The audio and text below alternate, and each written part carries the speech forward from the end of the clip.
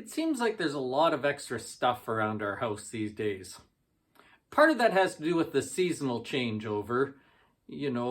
Summer things are being put away, winter stuff dragged out, bikes are being put away, shovels are coming out, that sort of thing.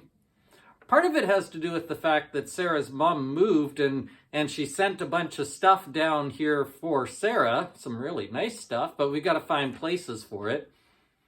We won't talk about the fact that Darren Ross gave me 2 old motorcycles that are clogging up the garage and preventing us from parking in there, because that's completely irrelevant to my discussion here. But what I'm saying to you is that we've got a lot of stuff laying around, and that's fine as long as that stuff has a purpose and a place and as long as it's useful. But if it's just stuff, then you kind of end up tripping over it and it gets in the way, and that's not so good. My concern with our sermon series that we've been doing, and we've been doing a sermon series called Growing Up. We've been doing this for about 7 or 8 weeks now. We've gathered a lot of good stuff. We've discussed a lot of good things. Here's just a quick list. We talked about being Psalm 23 people who believe that God is leading us and watching us and providing for us, and that's really good. We talked about having confidence in God. We talked about focusing on God's promises and that He's a promise keeper. We focused on the fact that we're not here for ourselves, but we're here to serve other people. We talked about the armor of God. We talked about using our words well to be encouragers. We talked about belief being the minimum requirement. The only thing you need is to believe. That's your starting point with God. You don't have to have a great big long resume. All of those things are really good lessons. But if we just put them all in a pile and talk about them, then they're not that good. If they're not useful, if we don't do something with all that really good information, then we've kind of just created a pile of stuff. So this week, as we come to the end of this sermon series, there's a couple of lessons left, but this week I want to make an application of all of those truths that we've talked about so far. I want to tell you what to do with those things. I want to tell you something that Christian people are supposed to be doing that maybe we've forgotten or never even knew was our job.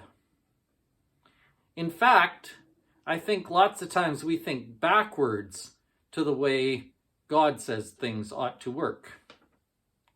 The sermon comes from the book of Acts. We're going to look at what the New Testament church did, and it's called Creating Connections. If you've ever felt like you don't know where to start with people, if you're kind of fed up with the way things are, this will be an encouraging lesson for you. This will be an encouraging message. This will give you something to start with. Creating Connections is the title of our sermon Sunday morning. Then in Bible study, we are in 2 Kings chapter 2. Chapters 1 and 2 go together in this way. In chapter 1, we saw King Ahaziah, who grew up in what should have been a godly home but wasn't, and who grew up without really believing in God, and so when trouble came, he didn't know where to turn. His parents didn't pass faith down to him very well. In fact, not at all. In chapter 2 of 2 Kings, we see the exact opposite.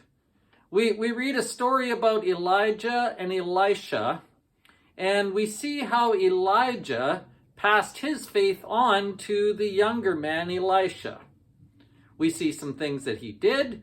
We see some ways that he acted. We see some things that he very intentionally made sure of so that Elisha would be prepared when Elijah went home with God. It is not an exact science to pass faith on to your children or to other people.